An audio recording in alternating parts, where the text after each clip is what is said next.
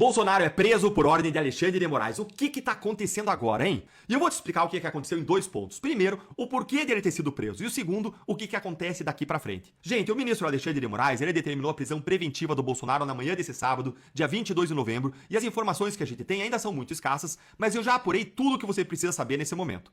O Bolsonaro estava em prisão domiciliar desde que o ministro Alexandre de Moraes entendeu que ele tinha descumprido algumas medidas cautelares que tinham sido determinadas naquele inquérito que investigava a conduta de Eduardo Bolsonaro lá nos Estados Unidos. Uma coação no curso do processo, uma obstrução à justiça. Você lembra disso? Você lembra também que aquele inquérito gerou denúncia contra Eduardo Bolsonaro e Paulo Figueiredo, mas foi arquivado em relação a Jair Bolsonaro. E não tinha mais, então, razão para ele estar preso. Você lembra disso? Mas Moraes manteve ele preso e agora a Polícia Federal cumpriu esse novo mandado agora de prisão preventiva e retirou Bolsonaro da casa dele e levou ele para uma instalação da própria Polícia Federal. Bolsonaro é preso preventivamente e levado à Polícia Federal em Brasília. E aí, um pouco mais abaixo, aqui numa outra matéria do G1, olha o que a gente encontra. De acordo com a decisão do STF, a prisão foi determinada por garantia da ordem pública depois do senador Flávio Bolsonaro convocar uma vigília em frente ao condomínio do ex-presidente na noite dessa sexta-feira. E aí eu tive acesso à decisão, e fui lá ver a decisão, e olha o que a decisão fala expressamente. Fala isso aí, ó, pra não dizerem que eu tô mentindo, que eu tô falando coisa que não é. Olha aí, ó. O conteúdo da convocação para a referida vigília indica possível tentativa de utilização dos apoiadores do réu Jair Messias Bolsonaro em aglomeração a ser realizada no local de cumprimento da sua prisão domiciliar com a finalidade de obstruir a fiscalização das medidas cautelares e da prisão domiciliar pela Polícia Federal e pela Polícia Penal do Distrito Federal. Gente, de onde Alexandre de Moraes, que escreve isso, tá aí na decisão, o PDF, desculpa não poder ampliar mais porque é um PDF, ele não amplia fácil aqui, e de onde que Alexandre de Moraes diz que essa vigília de oração gera isso que ele está dizendo, um dano à ordem pública. Gente, isso é absurdo, inacreditável. Primeiro que, como diz a matéria, o Bolsonaro não teve qualquer envolvimento na organização desse evento, foi chamado pelo Flávio Bolsonaro. Segundo que, desde quando uma vigília de oração é uma ameaça à ordem pública? Qual é a prova de que essa vigília de oração apresentava um risco para os agentes da Polícia Federal, para o Bolsonaro, para terceiros envolvidos? Não tem nada. Moraes diz ainda que Bolsonaro tentou romper a tornozeleira eletrônica às 0 horas e 8 minutos da data de hoje, ou seja, nessa madrugada. Olha aqui, ó. Além disso, o Centro de Integração de Monitoração Integrada do Distrito Federal comunicou a essa Suprema Corte a ocorrência de violação do equipamento de monitoramento eletrônico do réu Jair Messias Bolsonaro às 0 hora e 8 minutos desse dia 22/11/2025. Mas isso, gente, tem toda a cara de ser no mínimo um equívoco, porque vejam que ele cita isso em um parágrafo da decisão e o resto todo é falando da tal vigília.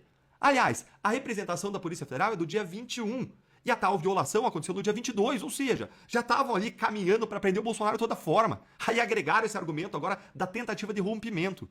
Se fosse verdade que houve mesmo uma tentativa de romper a tornozeleira eletrônica, aí isso sim seria motivo para prisão e pronto. E ponto também. Não precisaria falar nada de vigília. Se um réu está tentando fugir, romper a tornozeleira eletrônica, você não precisa nem citar uma vírgula de uma vigília que não aconteceu, sequer aconteceu ainda, e fundamentar toda a decisão em cima dessa tal da vigília. Basta, no pior dos casos, prender preventivamente esse réu por uma tentativa de fuga. Agora, o que acontece daqui pra frente, hein? Pra onde Bolsonaro vai? Antes de te responder a isso, eu vou pedir pra você deixar aí o seu like, se inscrever no canal, ativar o sininho pra você não perder nada que acontece por aqui e acompanhar as atualizações sobre esse e outros assuntos relevantes aqui da política e da economia no Brasil. E bora agora direto pro segundo ponto. Todo mundo sabe que esse processo contra o Bolsonaro é um processo político. E a gente pode confirmar isso pelo fato de o processo ter sido discutido alguns dias atrás em uma reunião secreta de 3 pessoas: o comandante do Exército, o ministro da Defesa e Alexandre de Moraes.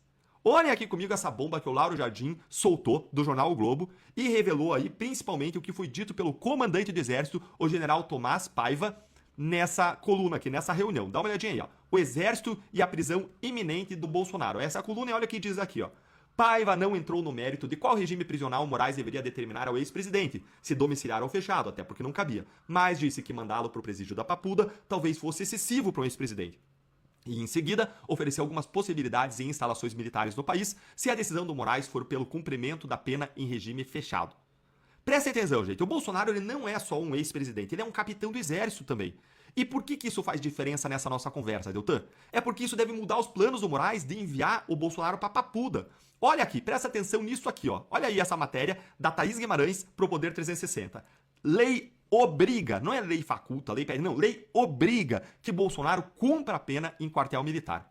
É isso aí, gente. E essa lei é nada mais, nada menos do que o Estatuto dos Militares. E o Bolsonaro, como militar, é regulado por ela. Vamos continuar aqui nessa matéria para você entender o que ela diz. Ó. O Poder 360 apurou que não há base legal para o Bolsonaro ser enviado a um presídio comum caso a condenação por golpe de Estado transite em julgado. Pelo artigo 73 do Estatuto dos Militares, o ex-presidente, um capitão reformado do Exército, só pode cumprir pena em organização militar e o comandante do local precisa ter uma patente superior à do preso. É a regra.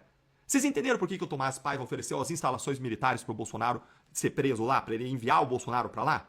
Dentro desse contexto, gente, o envio do Bolsonaro para Papuda seria completamente irregular. Mas e você? O que você acha, hein? Acha que a prisão do Bolsonaro foi de acordo com a lei? Pode soltar aí o seu desabafo nos comentários.